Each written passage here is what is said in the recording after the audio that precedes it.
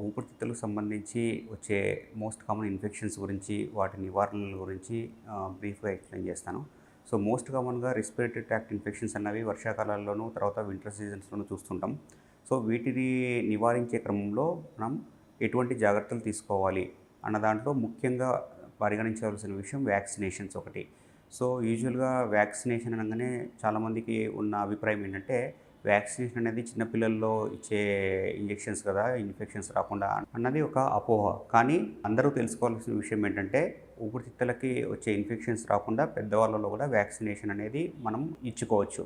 So, ఇందులో ముఖ్యంగా vaccinations అన్నవి 2 రకాలుగా ఉంటాయి. ఒకటి వచ్చేసి నిమోకోకల్ వ్యాక్సిన్, రెండవది వచ్చేసి ఇన్‌ఫ్లుయెంజా వ్యాక్సిన్.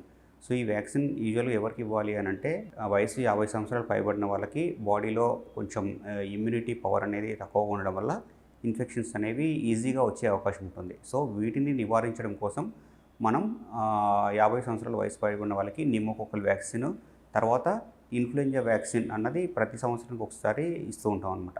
సో, ఈ 2 వ్యాక్సిన్స్ పెద్దవారిలో మనం పరిగణించవచ్చు.